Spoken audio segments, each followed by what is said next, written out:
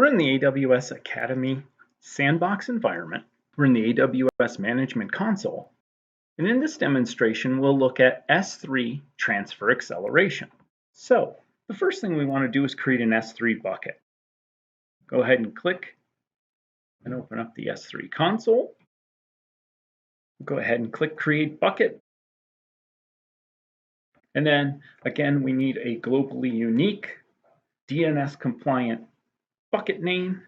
We're going to do AWS Academy Demo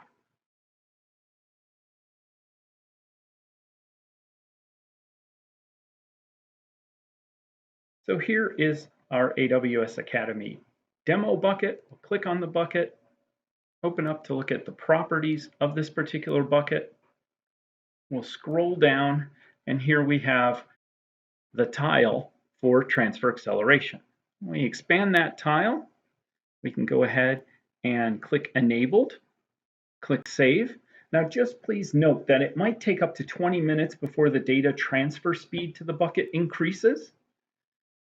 And we also note there that the AWS Academy endpoint is the URL to our transfer acceleration endpoint. Let's go ahead and go back to our sandbox environment here. Let's go into the terminal window. And we're going to go ahead and type in time. We're going to basically create a file.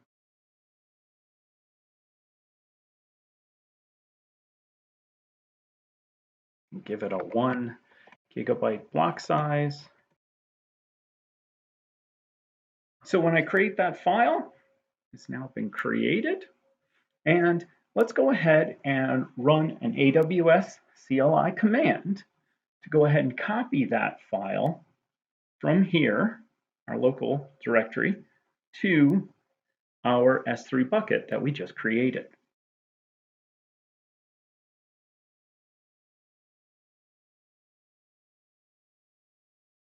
Of course, we need to know the region. We are in US East, and then we give the endpoint URL.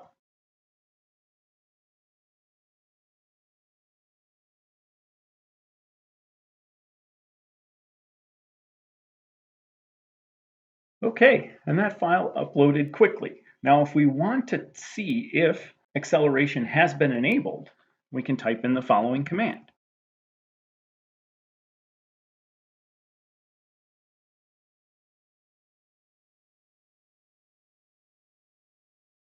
And we see that it's enabled.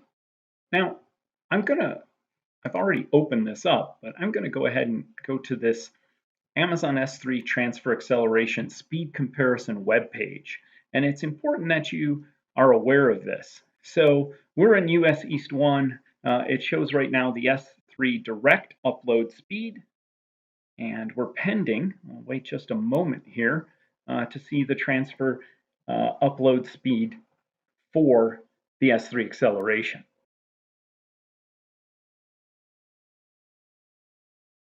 And it's uploading a sample file to a CloudFront endpoint.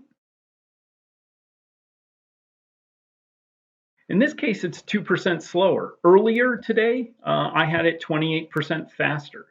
So if you look in the note on the right-hand side, it does say that the farther away you are from an Amazon S3 region, the higher the speed improvement you can expect from Amazon S3 transfer acceleration.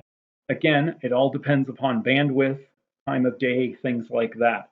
Under what circumstances would S3 transfer acceleration make a difference to your business?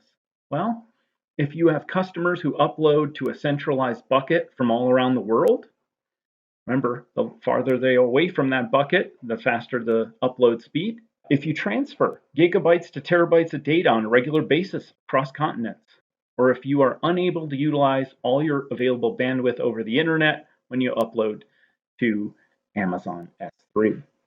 Note too that you can also scroll down and see the differences. So it's not just right now the direct S3 upload speed for Virginia is slower. It's 8% slower for San Francisco. So it's very important to be aware of this page. It's very important to go ahead and look and see what the performance is at that particular time.